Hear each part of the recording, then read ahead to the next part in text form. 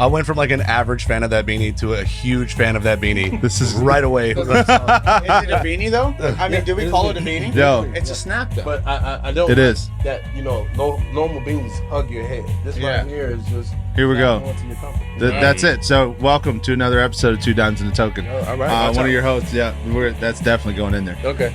Bruck Nasty, Con Yeezy. You already know what time it is. Yes, the Token. No token.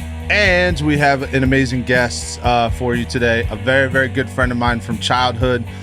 We played football together. We got in trouble together. We did everything together, right? Basically one of the best musicians I know, one of the best musicians a lot of people know, and he's going to be humble about it. But this guy's been all across the music industry, where he started out smaller gigs, big label stuff, down to now he's more like an entrepreneurial type in the music industry, where he kind of picks what he wants to do and where he wants to go. So it's honestly, it's an amazing story. It's fantastic. This is Deven. You okay with the last name? Yeah. There we go, Deven Starr. The star. Of today's pod. So we have a great story for you today. But as usual, what is our drink of the pod today, bud? So It's first thing in the morning. It's nice and early. We got us some Cafe Bustelo. Yes. Yeah. Coffee. Just a little coffee. Everybody got coffee. I had Monster, Psychopath. but it didn't make it. Yeah, it didn't make it. It didn't make it. but it's So- all right. There we go. This man's a menace. That's fantastic. Monster at 8 a.m. Absolutely. There we go. I'm Best left coffee. out. So let us dive right into this bad boy. First, before we dive in, it's great to have you back, Token. It is. It's good to be back. I'm sorry, guys. Things get a little busy. Yeah. Work. He doesn't give a shit about you guys like we all do. Like we do. I love you guys. You know. Just money. It's busy. I just Single love the dad. money. Yeah, so- ain't nothing wrong with single. But let us dive into this amazing story. Such a great time. So, Deven, where were you born? Where'd you grow up, bro? Right here, man. Born in Port Charlotte and raised in like the Inglewood area. Englewood. Yeah. Just We need to stop saying that Stop shit. saying that. I'm not gonna stop. I'm not gonna stop. You sound like you're excited to be here. Yeah. No one is excited to be here. Devin, No one. Not even Devin. The streets got him. Barely the retirees. Barely the retirees. The alcohol is a little bit cheap. That's the reason why people like it here. There you go. Primarily. So Yeah. you started out here and never moved anywhere else. Just kind of stayed here. No, I've always lived between Port Charlotte, Inglewood, Rotunda, kind of like around here. Lived on a cruise line for a while when I performed there. That was about it. I though. bet that was fun. It was awesome. Yeah, it was great. What cruise line? A Bahamas Celebration out of West Palm Beach. Nice. Yeah, just out of the port of West Palm there. It was just Bahamas and back, but it was an experience, man. It was fun. Yeah. I gotta do that one. What's the best time I've to do never that? been on a cruise. Never. No, Yeah. no, and that's actually so. They have a new ship. It's a one-ship liner. It's not like a big company, but it's they have a new one, like a new ship, and I heard it's really nice. So Gotcha. I would say pretty much whenever. At this point, with like the COVID thing, it's like hard to say like what it's a good season anymore, because I did it back in 2014, so it's hard to say like what's because they shut down all the cruises and stuff, and it's hard to say like what's a good season to do it now. But. So veering back, so when is the first time that you did anything with an instrument? Oh man, I was probably like 9 or 10. My pops bought me an acoustic guitar, kind of started jamming on it. And then when I was around like 11, I got a drum set, and drums was like my passion. That was the one that clicked. That was the one that really got me going. Mm-hmm. But yeah, so like between 9 and 11 is when I started really jamming. That's fantastic. So you were jamming in high school when we knew each other. Oh yeah. Oh, Yeah, Dude, yeah, that was like because we played football together. Right. Then you'd go over like in this room. He still had a ton of music stuff. right. It was fantastic. The only time I met Devin was during football. Got That was the only time. So on the bench, Yeah. for the record. I want to let you guys know. Because we were. I'm not gonna front like I was an all-star, like whatever. Yeah. I got the water like a champ. You know? You realize, man, Chris- Chris only played one season One too. season, You know? that's He it. did. I want, He had other things on his mind. Yeah, I mean, and I was he's switched around so he's many 5'3". positions. Yeah, Let's give it 5'6" and a half, 5'6" and a half, Keon. God damn. So You know? when did you think that Fuck. music was gonna be like your career? Like you said, obviously your dad got you into it a lot, and I know just from knowing you back then, that was still a huge part of your personality. When did you realize that music was gonna be your future? I'd probably say a couple years out of high school. I was working retail and stuff, and started like this financial services job, and I was kind of like in and out of different gigs, and I was all over the mall. Such a mall whore. I was at freaking Lids and Dillard's and PacSun and all the places I shop. All the places I shop. Yeah, we're That's fantastic. so I was like all over the place with jobs, and I wasn't really sure. But then early 20s, I got the offer to play on a cruise line. I was running the lumber department at Lowe's. I was just a lumber manager, which, by the way, I had no business being the lumber manager whatsoever. I was there for like 3 months working on the dock. Lumber Deven. Yeah. With an axe. It's got strings on it. He turned it into dude. It's just like Step Brothers. I traveled 500 miles to give you my seed. It's just something about wood. There you go. So yeah, I had no business being the lumber manager, but I got an offer from one of my dad's friends who had a cruise line position available to play guitar. Yeah. And that's when I was like, whoa, dude, I could do this and like make money. Like, that's pretty cool. Yeah. And so I told my boss at Lowe's, I was like, man, I'm sorry, I got to take this gig. Yeah. Like, I got to do it. It's like I'm in my 20s. It's an opportunity. And he was like, listen, man, if you go and hate it, you still got a place here. And he was super cool about it, which was awesome. We interrupt this episode to bring you Joe's Backyard Barbecue, a delicious, amazing, gourmet type backyard barbecue meal with the most amazing service and the most amazing person that you can have at the helm, cooking those amazing ribs, the amazing brisket, and all the wonderful spices and barbecue sauces you can imagine. So if you're in the Lake Worth, Florida area, make sure you go and see your boy Joe at Joe's Backyard Barbecue. And now back to the episode. So, dude, what was that like mentally though? Because for the first time, you're now being approached that you can actually have a job doing something that you love rather than, doing something that you don't. But at the same time, this is your livelihood and you don't really know how that's going to work out. Like, what's going through your mind to make that leap? It's definitely a unique scenario because it's nothing's guaranteed in the entertainment industry. Like, there's certain levels where if you reach a certain level, you might, be set for life or whatever. But entry level working on a cruise line, there's no guarantees, man. So I was like, that was my mindset. Kind of what I said a few minutes ago. Like, I'm in my 20s. If I'm going to screw up and if I'm going to if something's going to go wrong, I might as well do it now. If I'm going to find out that this isn't for me and I'm going to find out that this isn't going to work out for me long term, I might as well try now. This is the prime time. So I just kind of jumped all in. I made the decision, don't half-ass it. If you're going to jump in, just jump in. Go full-fledged and screw up as much as you can and learn from it. That got me fucking hyped up right now. Yeah, there's nothing. That's the most honest thing anybody could tell somebody is stop worrying about screwing up. Yes, because you're probably gonna do it. Yeah, you're gonna do it anyway. You are. Yeah, it's gonna happen. That's fantastic. So, what year was that? The first cruise? 2012, 2013. 2012, 2013. Mm-hmm. So, and when did you actually graduate high school? What year? 2008. 2008. Yeah. So a couple years after. Now, what is that first trip like? Like, you're getting on the cruise ship and like, walk us through that, dude. Like, talk about like a mixture of excitement and just defecating yourself. Like, it's just yes. Yes. Fuck. That's the term, happy as shit. Yeah, word. But like, I was so hyped. I was so excited. And I didn't know what was going on. I was just like probably the most annoying person to the guy who hired me because I was just like, this is awesome. This is so cool. And he's been there for years. So he's like over it. Like the common like new guy at the job. Yeah. Like, I was absolutely that guy by times a million because it was music. Times it by another million because of the fact that, like you said, it's music. It's what you love. So you're looking at everybody like, this is great. I'm just like, this is great. I work here. Like, this is awesome. Now tell me, were you making bank when you first got there, or was it like it was okay, like a couple $100 a night kind of thing, and we played every other night. But we lived on the cruise line, so no rent, no free food. So there was a lot lot of benefits and stuff. I'd have loved it. Yeah, it was best time ever. It was so good.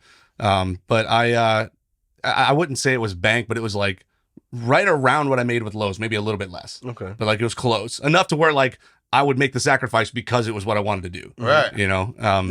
And I wasn't on the cruise line. Now there's two levels here. There's the crew members, and then there's the musicians and entertainers. The crew members were like 9 to 12 months at a time. They were on board. Like, they were there for like living on there full time. We were there more like, say we're there for 8 weeks. However many weeks we were there, we got days home. So we're there for 8 weeks. We come home for 8 days. Gone for 10 weeks. Come home for 10 days. So I'd go like stay with my dad or whatever, and just kind of, you know, couch hop while I'm home, and you know, pay somebody's electric bill or something, and just keep it simple. And dude, what a lifestyle! What is that? Yeah. Do you now in your mindset? Because this is something that we've encountered with a couple different people. In your mindset, like you're going from different places. When you get back, like I'm doing what I love, so I'll just figure out a place to sleep. Like me personally, my anxiety be through the fucking roof. Like I can't handle that. Like I need to know that I have this, I have that, and that, you know, how do you indulge into that lifestyle and just like it provides you an immense level of happiness? Or I think it just takes it just takes a certain like a certain type of personality. Like my uncle's we talk about this all the time. My uncle is very like the he was a corrections officer. He has his pension. He worked for FPL, has that pension. Like he's very like always took the guaranteed work, always. But he's always also the guy who tells me like, dude, you're the only one in the family who does shit like this. Like, do it. Go take all the risks. Like you're the one to do it. Go just go take it, you know? So it just takes a certain personality. I don't think it's really like good or bad, right and wrong kind of thing. It just takes the certain personality to be like, you know what, I'm going to jump in and just screw up and learn and just see if it makes sense. Because if not, I feel like there's jobs everywhere, right? Like you in reality, if you really wanted to just have like a safe job, anybody could find one. So absolutely. That's why I'm like, I always have that fallback, if you will, you know, to go grab a job or whatever. But this is just, I'd rather die on stage playing guitar than retire doing anything else. That's just how it is. Damn, you just shit on my 9 to 5. Nevertheless, I mean, I feel like no, don't get it twisted. As a dad, I feel like that's what I want for my son. I want him to have the mentality where you can go out there and take all the risks because I'm putting the work in. So you could life. And I admire the absolute shit out of that, by the way. Like I have all the respect for people who, especially with kids, man. Like that's huge. I don't have kids, so like I don't have that responsibility, and that's huge, man. That's on you, and that's like mad respect to like fucking take care of them and to motivate them like that. Yeah, it's like dope. You always got a place to stay with me. I mean, it's my job to make. What are you guys doing over there? I had a little too much love. He had to scratch my back. I hope that the director just edit that part out. It makes it I look a little honestly weird. thought that was gonna slip away. I'm not gonna let that slide. Another man rubbing another man's back. Not rub, scratch. Okay, that's makes it a little better. Sometimes you gotta get your bros back, bro. I lost all train of thought after you start rubbing his back. I mean, I know you guys are brothers. Sometimes you gotta set the microphone up. I'm gonna drink coffee today. This is some bullshit. I swear to God, man. We're gonna go over that in the pod one day. So now you're in a dream job, right? How long do you stay in this role? I was there for about just a little shy of 2 years. 2 years. Yeah, a little shy of 2 years. What's the craziest shit you've seen on the cruise line? Dude. Yes. I mean, that's what we always say. That's why we're really here. Yeah, bro. All right. Okay, I got 2 stories. One of them super dark. So it's Like but dark, it's crazy. evil. Yes. It's It crazy. can't get more darker than Anybody that watches us knows they need to have an open fair. sense Let of me humor. hear some sin. Let me hear some sin, baby. So I was talking to this guy who bought a Grand Marquis for $1,600. No, I'm kidding. Yes. Bad choices. Go ahead. Bad choices. Go ahead. But he bought it at an auction. I don't know.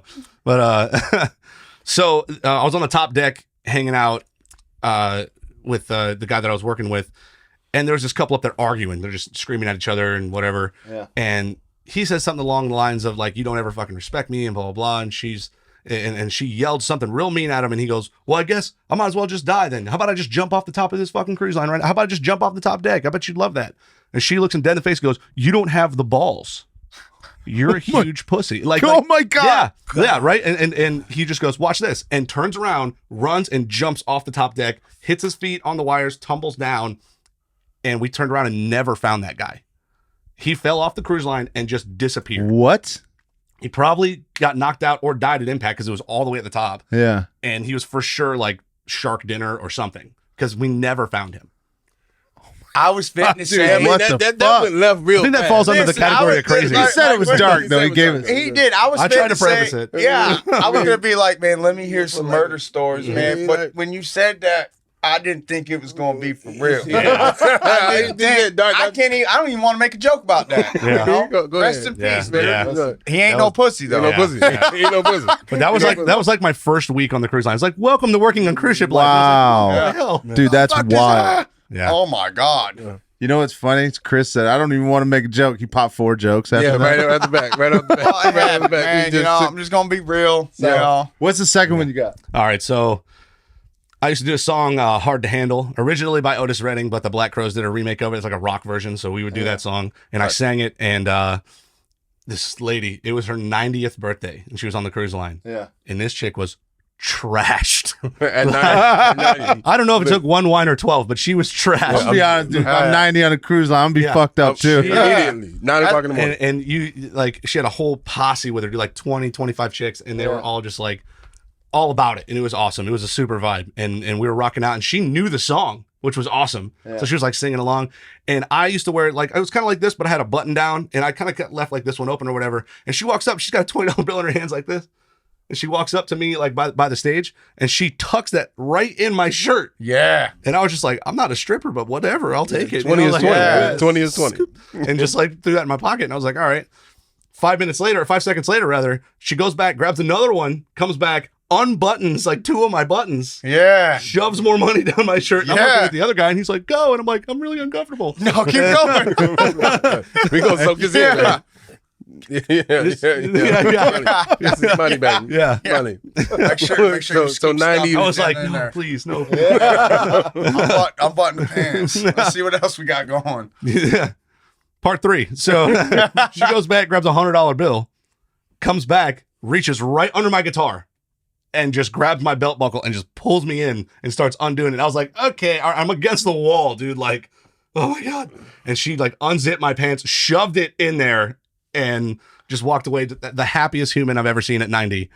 Just yeah. Our president said, grab him by the pussy. If I'm So- at 90 and some girl's gonna let me put some 20s in the titties, I'm happy. that's called the strip club. Yeah. That's exactly what that I was gonna say you can do that at 30. You can do that right now. You know what's Like, great though? There's a In place that for it. respect, I think that woman deserved a round of applause. yeah. She really did. What do you mean She how? molested my man. Bro, She she's 90. Yeah, listen. Yeah, but he got paid for it. 9 years ago, 9 years ago, that was cool. But now it's like it would be a problem. That's correct. Yeah. It would be a problem. It's like everybody's issue with Tropic Thunder now, that movie. Oh my God! Right? Yeah. What's wrong with Tropic Thunder? I didn't get that memo. That's my I love point. that No, movie. it's Yeah. well, it is I kind of love a big that. thing in the media, but yeah, everybody's given what's it RDJ. Ben?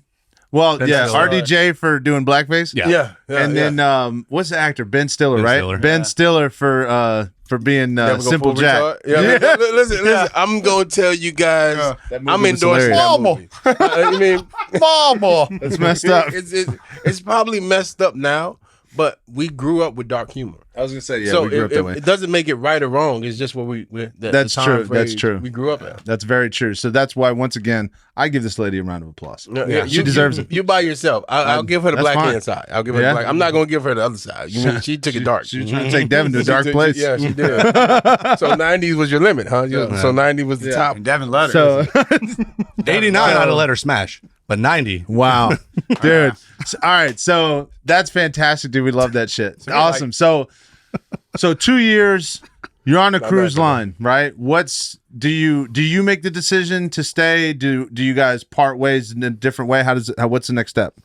So I was in a duo, and he made all the business decisions. I just played guitar and did backup vocals. At one point, he ended up getting sick, which is what threw me into singing full time. Yeah. So he was like, man, he had no voice, but we're contractually obligated to perform. So I jumped in and led in vocals, and that's how I started doing the solo thing. But when it came to the end of that whole thing, it's actually a really wild story. Halloween night 2014, we crashed in the Bahamas. The cruise line wrecked. We ran aground. Damn. Yeah, in Freeport, like the Compton of the Bahamas. Like, Damn. yeah, My man had an iceberg. Deadass, yeah. So we ran aground, and we were listing tilting like 30 some odd %. Like it was like, Annie, are you okay? Like we were like, this, you know, and they decommissioned that liner, and we lost that job completely. Really? And they didn't like. There's actually a lot of legal stuff that I probably can't talk about, but whatever. So they were supposed to get a new ship sooner than they actually did. So we waited and waited and waited, and it never happened. So I ended up going back to Lowe's, ironically. Oh yeah. And waking up at 4 a.m. again and doing that whole thing it was just for a couple months. And then I talked to my dad one day. I was like, dude, I think I can do this thing on land. Like I've never done it before. You know, I was in my mid 20s at this point. I think I can do it. I love how he said on land. Oh, man. Yeah. Fuck yeah. We're gonna take this thing on land now. You see what we were talking about? Drugs got to him. A little bit. So what's your next step? Yeah, so my dad and I met at TGI Fridays. It used to be up here. It's now Cheddar's or whatever up here. Yeah, that sucks. And so I met up with my dad, had a beer, and I was like, hating on Cheddar's. Love it. Damn. And I was like, dude, I think I can do this if I really put my heart to it and put my mind to it. If I'm making this much money for this company, if I put that same effort into what I want to do, I think I could make this work. Yeah. And he was like, absolutely, you can make this work. Yeah. So we just kind of cheersed it, and I was like, I'm going to put my 2 weeks in today, and I'm just going to make it work. Right as I did that, the manager the owner actually, because it's a franchise, comes around. She goes, hey, I hear you say you're a musician. So yeah. She goes, I need somebody on Thursdays. Are you available? I was like, say less. Yeah. Bet. Yeah. Sign accepted, and just went from there. I took that as like the perfect sign. I would have too. There is no coincidence on that. You know what I mean? Yeah. Yeah. So I put my 2 weeks in and just started. And ever since then, I've been doing this thing full time. Just the thing about, I want to not really cut you off. No, not at all. Cut you off a little bit. The thing about music is you just got thrust into singing, and most people have to take lessons, and you know the courage and all that has to go into it. How did you just guide yourself through that playing? Like, is there some days you don't have that pitch, you don't have that range? That's big. You can't hit that note the way you hit it the day before. You lose your voice. You're not drinking tea, and you're not really taking care of your voice. Those things you didn't even know about because you were just playing the drums. So how did you go from being behind stage to being in front of the stage and singing and just trusting yourself? So as a drummer, you tend to play more for the band, and the way that I was a percussionist is I would really observe everybody and kind of feed off their vibes. So I would look at the crowd, I'd look at the singer and the guitar players and bass player, and just kind of like notice their mannerisms. What is it that they do consistently every show? What do they do pre-ritual every show? And just kind of analyze that. So I used what I learned as being a drummer and just incorporated it into being a vocalist. And I really just YouTube University, dude. I jumped on YouTube and I started doing scales and like just learning. And I never like took official vocal lessons really. I just kind of jumped into it. And to be honest, like a lot of people don't take vocal lessons that are really famous and really, really good vocalists. They've just been doing it for years. So right. Just that's really all it is just jumping into it and just being. I think it's more important to get through the part that's like really hard, like performing in front of people, than it is to actually learn to sing. I think that part's way harder.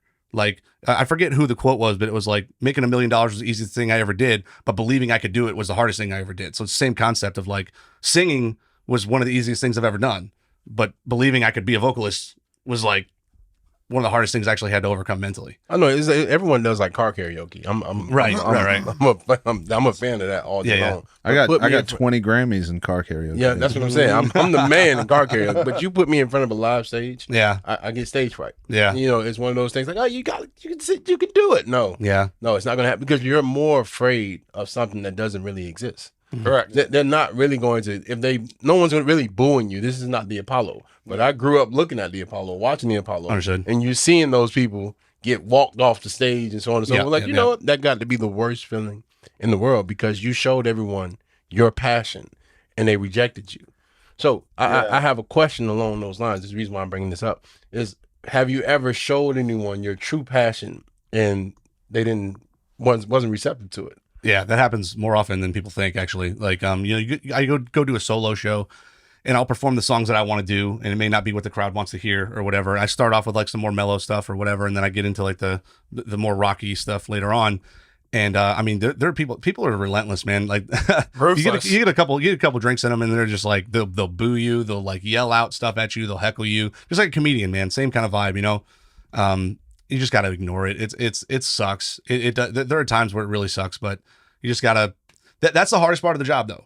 Like if you can kind of accept that the hardest part of the job is somebody critiquing you from the crowd and somebody heckling you or whatever, if you're like, this is the worst part of my day, the rest of it seems to kind of just overtake it. And like, you can get through it. How do you get through that? Yeah. In your head, you're subconsciously saying like, that person really doesn't matter. Yeah. Right. Yeah. Do you have like a ritual that comes with that? Or do you just sustain like self-confidence or It mental, depends on mental how toughness belligerent. would be It the word. depends on how belligerent the person. If they're just being kind of a goofball, I may make a joke with them and try and ease it and then try and kind of like level the playing field with comedy. Yeah. But if it comes to like they're just being really nasty and cursing at me and like, which has happened numerous times, because I didn't know like a certain niche song that like nobody in the crowd knew what the hell they were talking about.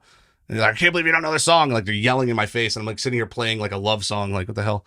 And sitting here playing "Perfect" by Ed Sheeran is like, play fucking Skinner. And I'm like, Jesus Christ. So if they're like that, they don't get any attention. They haven't earned that. They got their own thing, whatever. Yeah. But if it's somebody just kind of being a goober trying to get some attention, I'll play with it. We'll have some fun and I'll level the playing field. But that's about it, man. That's not a lot of my job. It's honestly about 5 to 10%, but it happens. Yeah.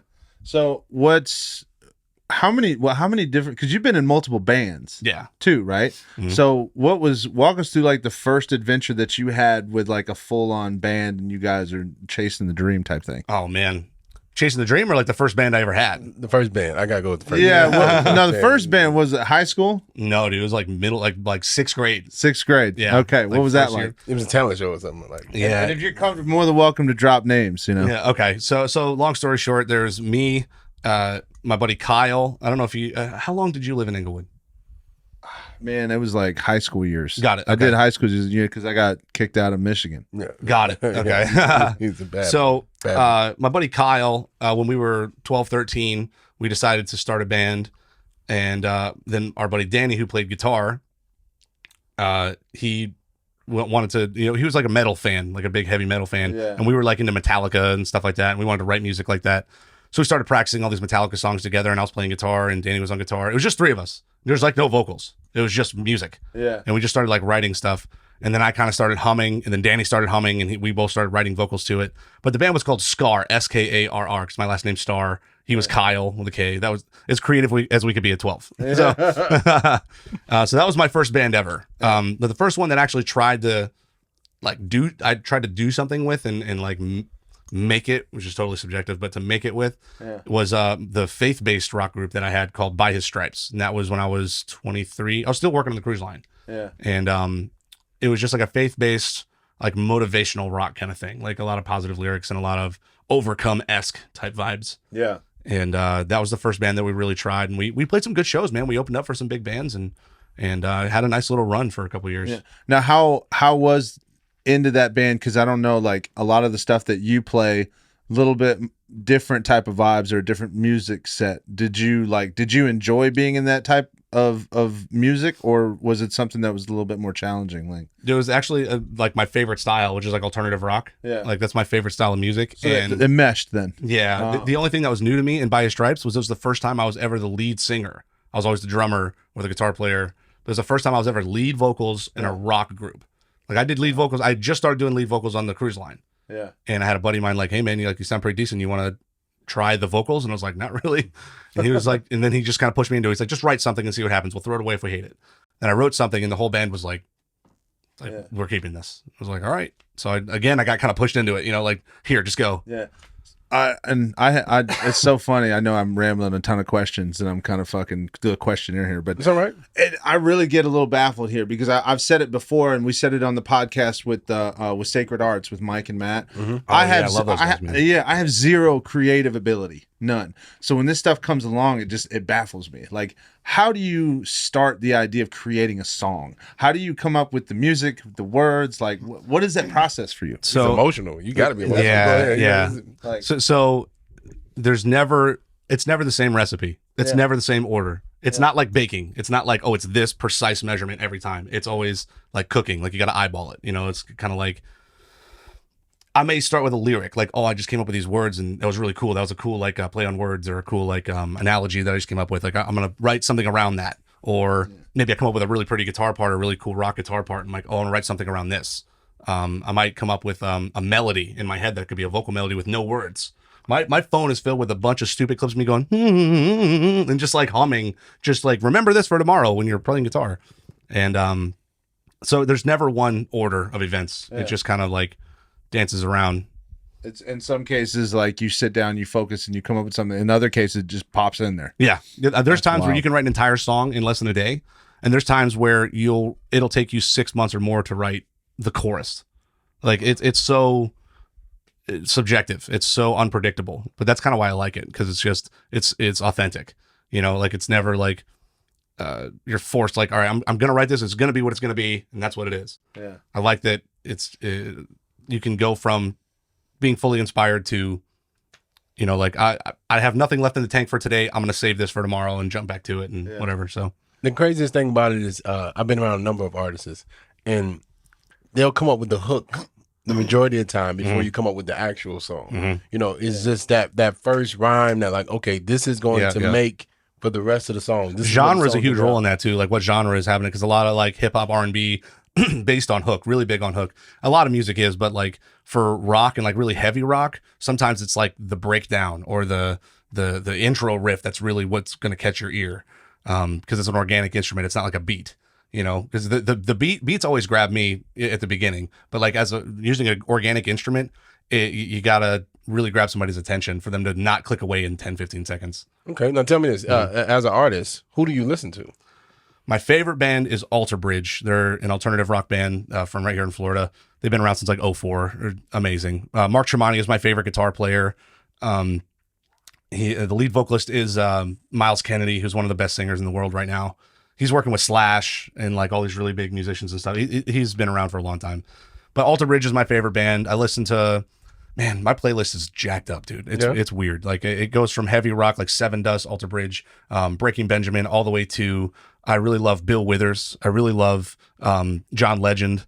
I listen to a lot of Bob Marley, John Mayer. But then I'll dance back. I'll go to like Rise Against, and then I'll go to like Blink-182 and, you know, but I also love hip hop. Like I love Kendrick Lamar and I love Eminem and I love all, like I have, my playlist is so unpredictable. It's just kind of all over the place. But music is attached to your emotion. So for sure, if you are playing like Kendrick Lamar, I'm hype. Yeah. And then all of a sudden I go to John Mayer and I'm thinking about, you know, Dreaming with a Broken Heart. Yeah. So you go through so many different ranges of emotion while you're doing these different artists. How do you gauge yourself out of that? Frank. Yeah, that's what I'm saying. You're gonna be hype, and then how do you prep yourself for a show? For a show, if it's a solo show, they're a little far away from here, so I have a bit of a drive. So I just do a vocal warm up. I use a guy plug for Jeff Rolka. Guy's awesome on YouTube. Jeff Rolka. I've been using his vocal warm ups for like 7 years. You just go to YouTube. He gives you the scale, the warm up, the cool down. And I kind of do that. Kind of just get in a mental zone of not really meditation, but just kind of keep myself at like a really calm state so I can go in clear headed. And because you have to adapt. Like once you get into a venue, you have to adapt to the crowd. And because if you go in guns a-blazing, it's gonna be a problem. Like you kind of have to just go in level headed. So that's really my only routine is doing vocal warm ups and just kind of clearing my head. What's your go-to? Everyone has their go-to song, like just in case, just to open up, just to bring the crowd. Oh, gotcha. Into you. What's your go-to? So I read the crowd. I look at demographic, like if it's an older crowd, is it a younger crowd, and that's how I make that call. Yeah. So if it's an older crowd, not to like, I don't know, whatever. So if it's an older crowd, I go for like James Taylor, which is really mellow, like 70s acoustic guitar stuff, and they always love it. If it's a younger crowd, I tend to go for like what's his name? Oh my goodness, Jack Johnson. Jack Johnson's a little more beachy and a little more like vibey, you know, for the younger crowd. But those two are usually good openers. And it also just gets me kind of warmed up. Like it's like a practice swing with a golf club, you know, like I know the words really well and I just kind of get through it and get warmed up. But yeah, those are really like my two that I like opening up with. So with kind of veering back to the band, right? The different things that you've been a part of. So what's the furthest? I don't even want to say furthest because there's different levels to music. Obviously, you know, you've been in multiple different bands. Like, what's the next step once you get? I guess you want to say like almost a nationally recognized. You get people that want to sign you on and that type of thing. Like, what's the process for that? So there's people offer you stuff all day. And this is becoming way more to light. Like, how do I say? It's coming more into the limelight than it used to. Is that a lot of labels, not to shit on anybody, but the truth is a lot of them are just basically mortgages. Yeah. Like, so they'll come at you and be like, hey man, we're going to give you, $500,000 to do a record or whatever. And at first you're like, hell yeah, that sounds good to me. Like I'm down. but then they're like, but you owe us, 800 or whatever. You owe us this much in interest. So we're going to help you get this and help you do this. And, but then you owe us X amount back. Yeah. Okay. So essentially $500,000. Here's now you go make this thing and sell it like crazy. We're going to take 800 off the top. Right. 800. Okay. So, I see how that works. and again, it works for some people. This is not I'm not like a perfect business mind in the music industry. It's just my experience. Like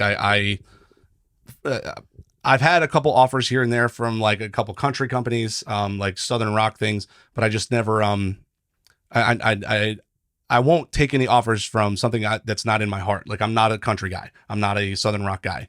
That's just not what I do. And I wouldn't take the money for it. That's just not how I'm built. And nothing against, again, I'm trying to preface all this, like nothing against anybody who does. Do your thing. If you get the offer and you want to do it, hell yeah. Proud of you. Do it. I feel like if you do it and you're doing it for a company, it kind of takes away the passion, takes away the love. It can. Because if you go with the right company, like some people get lucky, man, like Alter Bridge. It's a perfect example. These guys are, the guitar player, Mark Tremonti, he was the guitar player for Creed, one of the biggest 90s bands that I existed. love Creed. Yeah, so like they got with this record company and ended up getting screwed and ended up in debt for like a decade with this record company. Most talented, most humble, genuine musicians you've ever met in your life. He's talking about Creed. The guys from Creed started another band with another singer called Alter Bridge. Yeah. So they tried to use the same label as Creed, and then they ended up in debt because of the miscommunications and the bad relationship with the label. Yeah. But now the label they're with is like awesome, and they're in a really good place, and things just make sense. So if you're lucky enough to where you can make that happen, sweet. Like, do it. But for me, I like the independent thing. There's a lot of people who do, especially these days, because you can do, like, I got my home studio here. I can record a lot of my stuff here. Yeah. But, no right or wrong. It's just, that's my experience with the next step or whatever. I always tell people, it's real freedom when you can live on your own accord. Yeah. You don't have a boss. You're your own boss. Mm-hmm. So when you want to perform and you want to go out there and debut what part of you want to expose to the world, you can do that. Mm-hmm. Whether it be you being vocal or being behind the scenes and just doing your guitar and so on and so forth. What instruments do you play altogether? Because most people that are tuning in are just now getting to know you with our platform. So what instruments do you play outside of all these guitars that are behind us? Yeah, so I grew up on drums, percussion, a little bit of bass guitar, played a little rhythm guitar and stuff. And a little bit of keyboard, rock a couple keys here and there, and vocals is like the newest thing in the last 9-10 years. One of my favorite things to do is I'm an engineer. I do audio engineering and I do production, and I like scoring for like a commercial or a film or something. I like creating the vibe with the music. That's almost like an instrument on its own, because you have to really invoke emotion through music. Because you ever seen like a clip of something with no music to it and you're like, what the fuck? I love that. Like, I think it's so cool that I can be a part of like creating what invoked that emotion, good or bad or whatever. I kind of see that as an instrument too, like the computer, if you will, like that whole station. Gotcha. So being your own boss, how do you set goals? That right there, I don't know if they can see it in the thing. No, they can't. But I have a vision board, right? So like I literally just kind of create like, okay, I want to buy a house. I want to create a Christmas album is up there. I want to make 6 figures. I want to play in front of a big crowd. I put all that stuff in my mind, like what organically, authentically, if I just sat here and said, what do I want? Answer it. I write it down, make a vision board, and that's the year. And you just focus on it all year long. Mm-hmm. It's nothing wrong with that at all. It's like, it's one thing when you say, I want to make 6 figures. I make 6 figures, but it's a difference between me and you, because I'm paying out the wazoo in taxes and so on and so forth. Whereas though it's right to you. There is no second hand. You have to go pay taxes on what you make. Yeah. So it's more like claiming that instead of it already been taken away from you. Yeah. So it feels good when you have it firsthand. When do you, at what point can you say, all right, I officially made it. I did everything. You have goals up there. Once you accomplish those goals, what's next? So I work in what's called working in threes. So I set 3 goals. And once I accomplish those 3 goals, then I give myself a good old attaboy, have a day, go have some fun. And then it's 3 more goals. And it's 3 more goals. and it makes you feel accomplished. You know, I don't think I'll ever be fully satisfied. Like that's just how I'm built. Like I think I'll always want to keep growing and keep trying to do better. And so it's I don't think I'll ever make it, because that's such a subjective term. Like, oh, I made it. Because to some people, like making it is, you know, millions of dollars, millions of fans, touring the world and like doing all this stuff. That's like the most common, I think, of making it. But to some people like myself, like making a steady income, doing what I love, staying close to my family, being able to have the freedom, like you were saying, like I'm my own boss and kind of pick where I play. That's like, to me, that's great. Like I'm very comfortable with this. If anything else comes, it's a bonus, but making it can be so subjective. No, I mean, when you said I listened to Bob Marley, Bob Marley always said he's rich, and it had nothing to do with wealth. It had everything to do with love. The amount of people that he really has in his life that really loved and gravitate towards him. He felt like that was really making it. What he does for the people is just a plus. Yeah. But the love that he gets was so genuine that it was way more important than the money that comes and goes. So that's why I was like, when it comes to making it, it's more so, what are you looking for that is going to make you feel like, hey, this life was the best thing that ever happened. This is worth living. Most people are just existing in the world in which you're living in because you're living on your own terms. So with that said, moving forward this year, what will be like, okay, the pinnacle of this year for you? If I make this amount of songs, or if I perform here, what would be that for you? So some of the big goals that I have this year are, I'm actually going to Full Sail to get my audio engineering degree. Gotcha. And I'm going to be, I got up there on my vision board. I'm going to do my first Christmas album.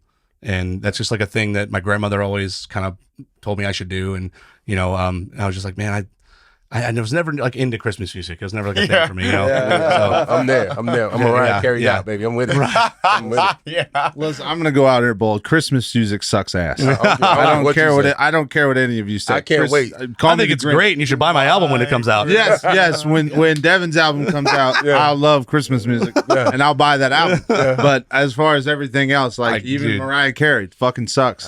Christmas music sucks. I'm right there. I can't wait. I go in the stores just to hear Mariah Carey. It's gonna play the whole time. Once you make that album, it's for life. Right. She can perform that song. Keon also believes in participation trophies. Yeah, I do. I don't give a damn. I want recognition. Everyone on this side turned over and went, what? I don't care. You just rubbed his back. I don't care about. Listen. It's more important. I like participation trophies. I like participation. I feel like anything that you put effort into, like give it your all. You should get recognition for it. Absolutely. Whether it's good, bad, or otherwise. We can't go in on that again. Yeah, that was great. It was great, but I digress. Yeah, you can digress. I'm not mad about that. I just say at the end of the day, this is someone, everyone matters. Yeah. And to pretend like that person doesn't. My son performed for a Christmas play, and I was at the top of my lungs. I'm proud of you. I'm excited. He was trash, and I still was like, yeah. I was gonna say, bro, you know what's funny is Avery, my daughter Avery just recently they had like a big choir group they did for the 4th grade, and all the parents came and all this other shit.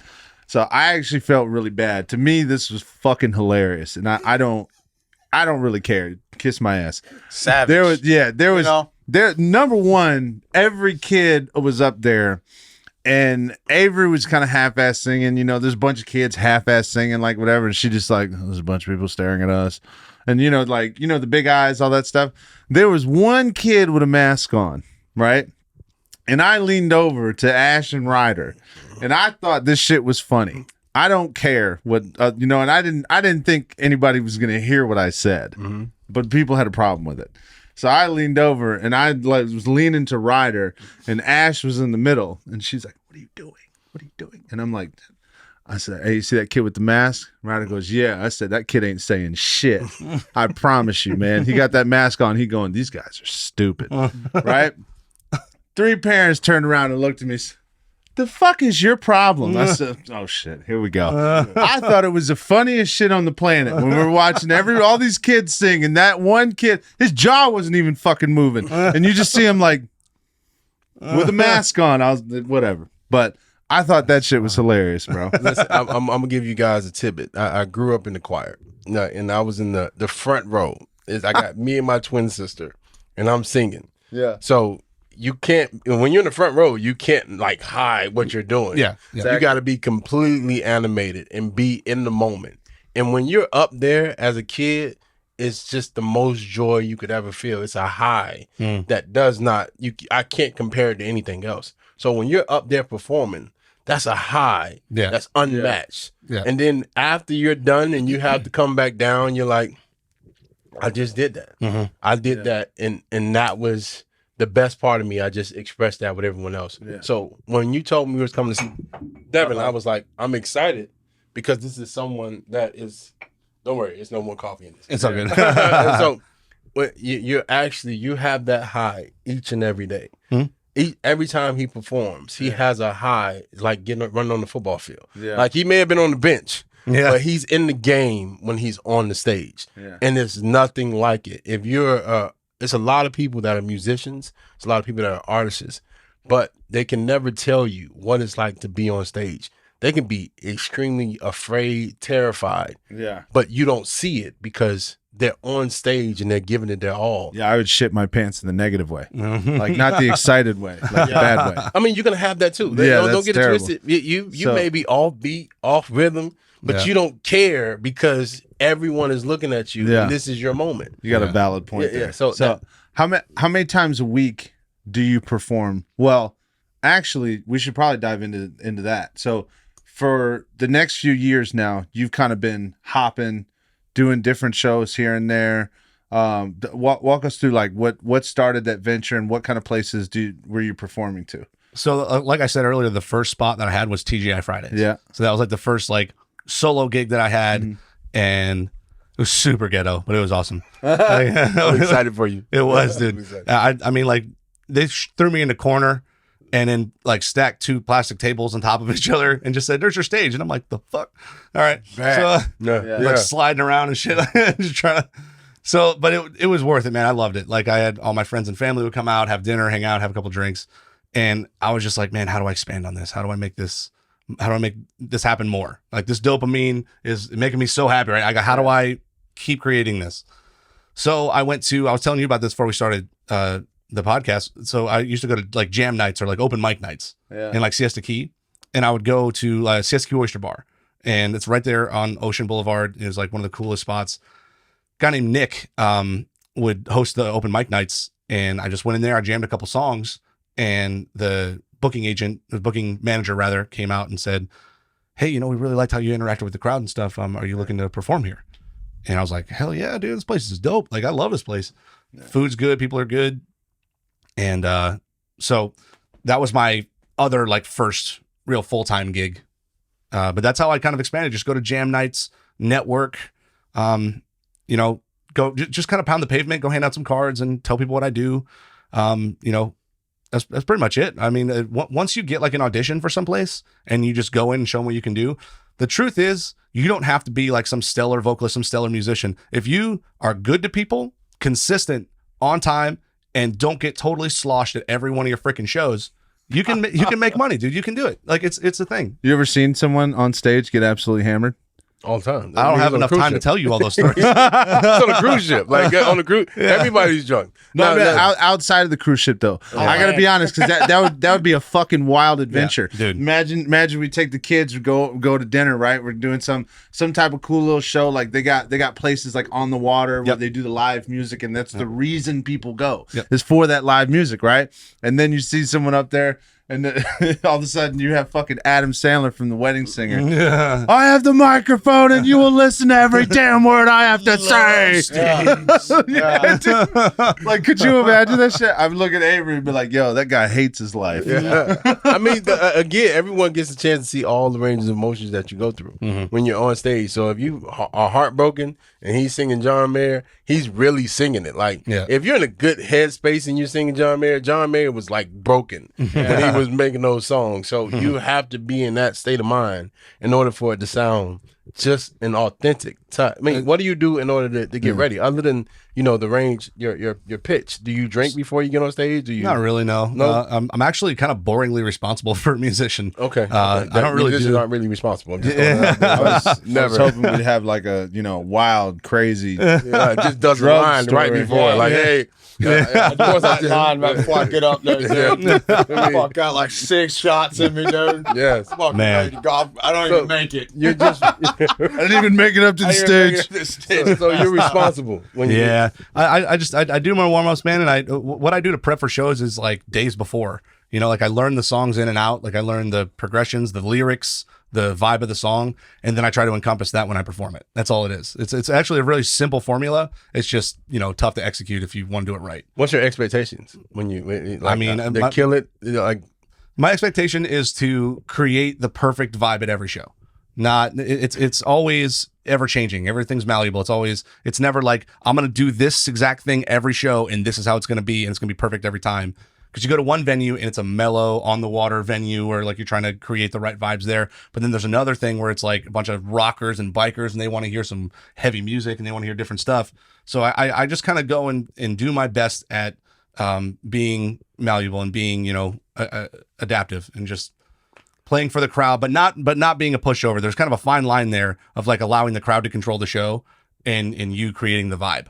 So that's I just do my best to create the vibe that I think will best suit the evening. Tell me when you had we all know as a musician you got to go there and you have to perform before your performance. You have to get used to the acoustics around and so on and so forth. If it's an open venue, then your voice isn't trapped. Have you ever had to just show up and perform? Yeah, actually that's kind of how it goes now because I've been playing these venues for so long. But there are times where, traffic hits or something happens and you get there 20 minutes before you're supposed to perform and you have to set up really fast and just kind of like do a sound check on the fly. If that's the case, what I end up doing is just using my first song as like a sound check. And go to one of my go-tos, and be like, okay, I'm going to get the guitar tone, whatever. I know what this sounds like because I've done it so many times. And I just use the first song as like a sound check. And by the end of that song, I'm as comfortable as if I was there 2 hours early. So do you go to, like you said, you go to one of your go-tos, but do you go to your song or someone else's song? Because if you're introducing people to your brand of music, it's always, you're concerned about, are they receptive to it? Whereas though, if it's somebody else's brand of music, they're going to sing along with me anyway. So it's not that bad in that regard. So how do you differentiate between those? So in my experience, it seems to be the best to play a cover song first to get people's attention, get them comfortable and familiar with what's going on, get them used to the sounds. And because normally when you start a show, people have been just sitting, it's been kind of quiet, and you're now the loud one. And you're now the music and like the focus. So now it's like, okay, I want to kind of ease you into it, get you comfortable with something you're familiar with, play a couple songs that you like, maybe you nod your head to or whatever, and then I'll throw one of my originals in there that fit maybe that style. And then they're kind of like, wait, who's this? That's how I incorporate my brand into music, because my brand is very acoustic. My solo stuff is very it fits in the puzzle like pretty well of everything else that I do. Hey everybody, thank you so much for tuning into part 1 with the amazing Deven Starr, aka Dev. Again, such an amazing guy. He's got such an awesome journey. Part 2 is coming a week from premieres, as we always said, every single Wednesday, 4 a.m., a week apart from part 1. Don't miss out. It is an amazing close to his story. Big challenges that he had to overcome, and honestly, just some amazing mindsets and just some incredible feats of strength that this man was able to accomplish. So super excited for you guys to listen to part 2, and don't miss out.